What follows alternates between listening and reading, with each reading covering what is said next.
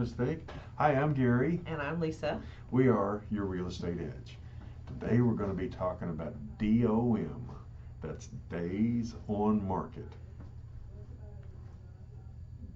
Yeah, I was hoping maybe Lisa might say something there, but that's okay. No problem.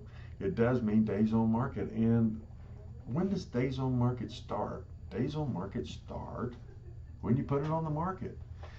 Now that's kind of an arbitrary number because we've had many occasions where we had a listing contract signed and that house might not come on the market for 30, 60, 90 days, sometimes longer, usually less than the 30-day mark.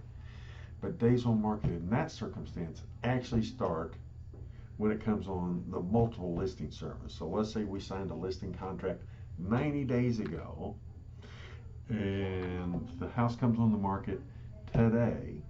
Days on market tomorrow is going to be 1 day, not 91 days. Is that right, Lisa? Right, because that's how the days on market really starts to counter when it gets onto the open market or the MLS, the multiple listing service. Or that's how it works in our area. It doesn't work that way in every area. In fact, it didn't used to work that way in our area.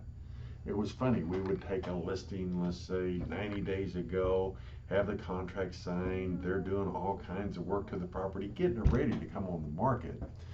And then we put it on the market, and then it's showing 94, 95, 96 days when it's only been on the market 0 days.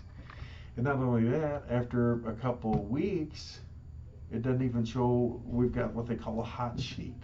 So everything that's hot just now coming on the market shows up on the hot sheet. So it misses the hot sheet totally. Right. So they figured that out in the reality of how this business works. Because a lot of times you sign a listing agreement and you have a plan to bring a property onto the market, but there's some work that needs to be done. So one of the things that determines how long the days on market is the condition of the property. So you bring a property on, might not be at its best or showing its best, and it can affect the days on market. So sometimes if you see a longer days on market, it might be because the condition of the property, that a buyer feels like it needs too much work or it's dated, or someone just doesn't want to do what it's going to take to bring that property up into newer condition. Yeah, so it's been our experience. And we're talking about in our realm, in our world, and we know that in the worldwide web, so to speak, things are different. You know, just because we say, hey, these are things, we happen to be in California, things are this way in our market, they may be totally different where you are. They're the different, but they're the same. So let's get back on track. Lisa's talking about condition. And we have found that most buyers want a property ready to go. When they walk in the door, it's like, hey, where's my popcorn? Where's my toothbrush? I'm done. That's all I need. Maybe a couch and a bed, and we're ready to go. Some properties are not ready to go. They might have acoustic ceilings. I think the most common word for that, popcorn ceilings. Say bring your popcorn, but that was the popcorn to eat, not put on your ceilings. Paint, carpet, just simple cosmetics, don't you think, Lise? Yeah, I think for a seller to really get their most top dollar, there's usually some improvements that could be done to a property, and the most common one that turns buyers off is the acoustic ceiling. So we always recommend a seller to scrape the ceilings, and a fresh coat of paint always makes everything look a little nicer and brighter. You know what probably is the reoccurring theme is we'll meet with some sellers. They're excited about selling their home, either to move up, move down, move sideways, move out of state. And then we'll give them a list of things they need to do before we put the house on the market. That's when the days on market start. And by golly, they do every one of them. Guess what happens? Now they don't want to move. All their clutter's cleaned up. Their house is painted. The ceilings are scraped. Oh my gosh, their garage looks good. All the closets, you know, you can put actually more stuff in there. Yeah. They took out some stuff. So that's exciting in one way. On the other hand, they're like, oh my gosh, now we can just stay here. We love our house now. However, most people move for a reason. They just don't want to, you know, stage their house or prepare their house for selling and then change their mind and go, oh my gosh, now we're not moving to New York, so I guess we'll just keep it. Yeah. One of the other things that can affect the days on market is the location. Where is the house? Is it right next to the beach or is it right next to the train tracks? So sometimes the location will affect the days on market and how long it's sitting on the market. Yeah, and it's been this way for a long time. In real hot markets, it doesn't seem like it's this way, but let me tell you, the house that's next door to the sewer plant is always going to be worth less money than the house that's furthest away from the sewer plant on the end of a cul-de-sac with four houses on it. Same neighborhood, same house, different pricing.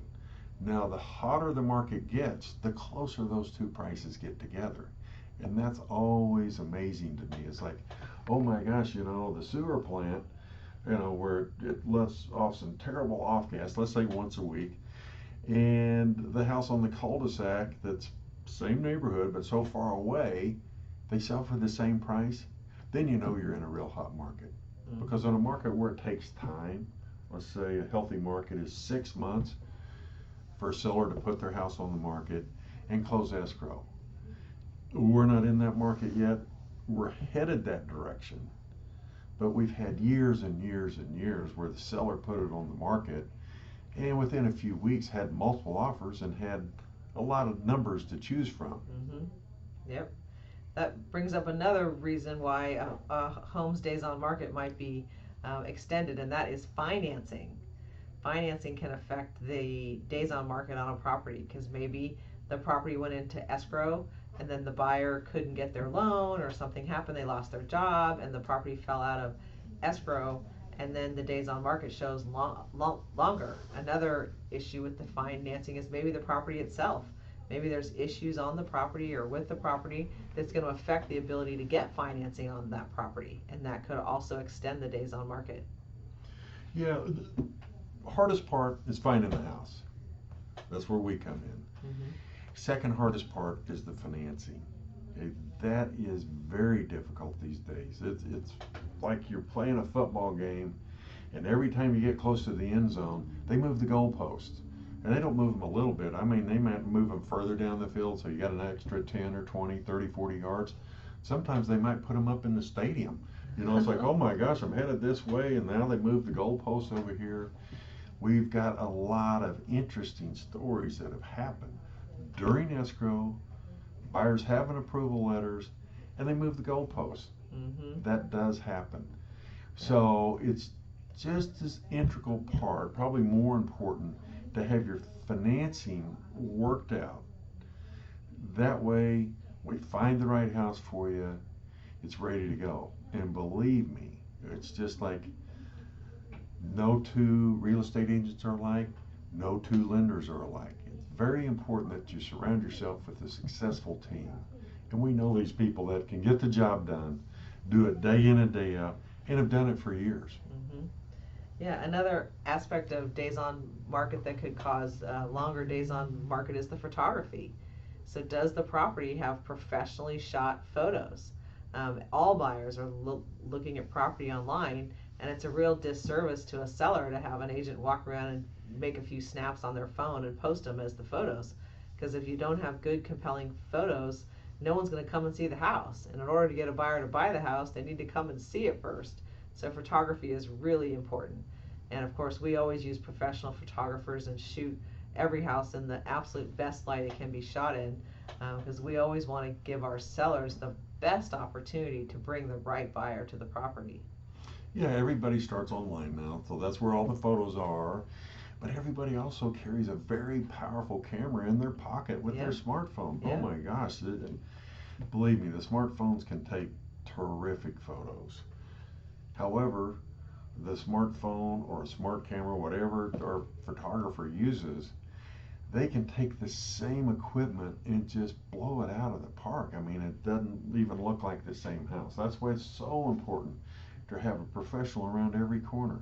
We all know the pros do a better job. Pro golfer plays better than an amateur golfer.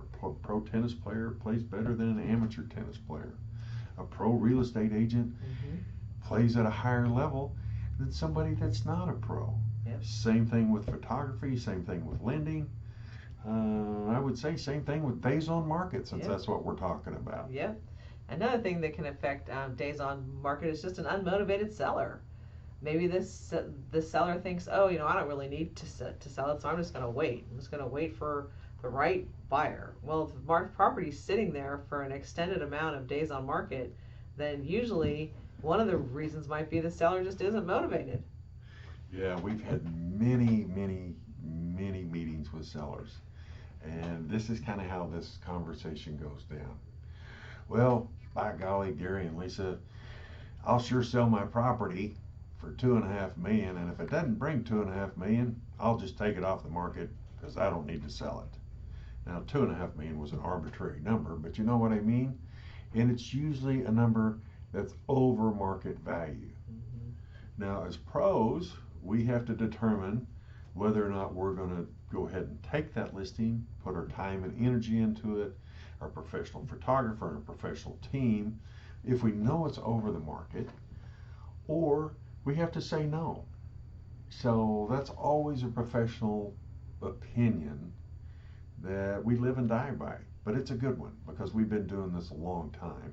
And we're not in this to die, we're in this to live, just like we're in here to help you live. Yeah, the property is only worth what a ready, willing, and able buyer is willing to pay for it. So that's really what the market value is determined by the buyer, not by the seller. Yeah, it's funny, sometimes we'll get a full price offer. We'll put a listing in, let's say we put a listing in for $1 million. Boom, a couple, 3 weeks later, we get a listing that's in for $1 million. We get a full price offer that's $1 million. And the seller will say, oh my gosh, I have to sell it. They offered everything that I wanted on the listing. And it's, well, kind of. Let's say probably would be more obligated, and I'm using the term here, more obligated to sell it, if the fact that they had offered $1 million, all cash, no contingencies, and close within a short amount of time. That would be everything that the seller was looking for. So no contingencies means they're not going to do any inspections, they're not going to do anything, they're going to take the property as is in the condition that they can see it in. Let's call it site condition. What they can see, they're getting. No loan contingency, then they probably should take that offer. However, usually if you get one offer like that, you get two more just like it right behind it. And then you're into seller multiple counter offers, which anytime you're in seller multiple counter offers, that can affect the days on market. Usually that makes the days on market very slim, let's say a few days, a few weeks. However, based on our experience, oh my gosh, we've had houses set 6, 8, 9 months, and you get one offer in, two more right behind it. And the other agents can't believe it. They're going, Yeah. oh my gosh, wait a minute, it's been on the market for 9 months. You've had no offers. You get my offer and you get two more right behind it. It's some kind of, I don't know if it's Murphy, but it's some kind of law that the property can be sitting there, and all of a sudden there's action. It's just crazy. That happens pretty often.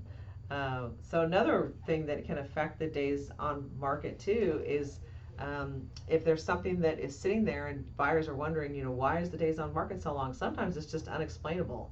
It's a nice property and a nice location, and it's really no glaring reason why it's been sitting there. And sometimes that's your opportunity to write an offer and maybe get a better deal. Yeah, I agree with that 100%. Sometimes, I mean, we buy rental properties too, okay? Mhm. So property first comes on the market. If it's way below market, that's fine. Properties come on way below market for reasons. They don't do that because, hey, somebody wants to give the whole market a great deal. For one thing, it's impossible to underprice a property. Mm-hmm. So they can put it on a low offer and then it's going to get bid up to market value. But two, if we're looking at properties, we go to the longest days on market because somebody that really wants to sell is really motivated to see an offer, and not just any offer. I mean, you can't offer $500,000 on $1 million house. Maybe you can, depending on the foundation problems, needs a roof, needs everything. It's possible. Usually, the house that needs everything starts at a lower price, doesn't start at market value or above market and then just sit there for 8, 9, 10 months. Sometimes we've seen properties on 3 and 4 years. Mm-hmm. So it just depends. That's why you need a professional to help you guide through all these numbers. I mean, days on market, I mean, how simple does that sound? Yeah, but as we've talked about here, it's not really that simple. There's all kinds of things that can affect the days on market. Yeah, and a lot of it's relationships, you know, the relationships we have with other agents, the relationships, you know, our buyers and sellers have with other buyers and sellers in the area. It just is kind of who you know. Oh my gosh, I think I've heard that somewhere else before. Uh-huh. So just to recap, the main things that affect days on market can be the location. Does it need major work to be done? Is it move-in ready to go? Is the agent that's representing the seller, is it someone who is notoriously difficult to work with? Is it someone who hasn't done a great job marketing the property, like their photography is terrible and it hasn't gotten the reach that it should have gotten? Is it dated? Is it a difficult to finance property? Is there an issue on the property that makes it hard to finance? Or maybe you just have unrealistic sellers. Well, wait a minute, there's people out there that are difficult to work with? She's right. Some of them are. We're not naming any names here. Of course, we wouldn't do that. We always hold out the best hope for everybody, but it can be a combination of a lot of things. Mm-hmm. That's always one of them. I'm not going to say it's a big part or a small part. It's just a part. It's just part of the wheel. It's exciting each and every day in this business, but we learn something each and every day in this business. Right.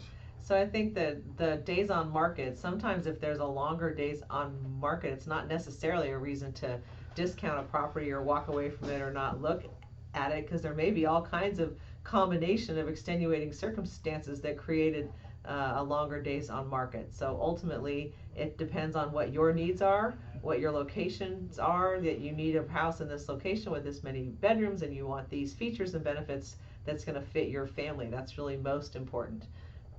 Yeah, absolutely. The most important, like Lisa said, is what's the house do for you? Does it meet all your needs, all your expectations? Mm-hmm. We like to call it the check box. Does it check off? Are you able to check off all the boxes on why you're wanting to move?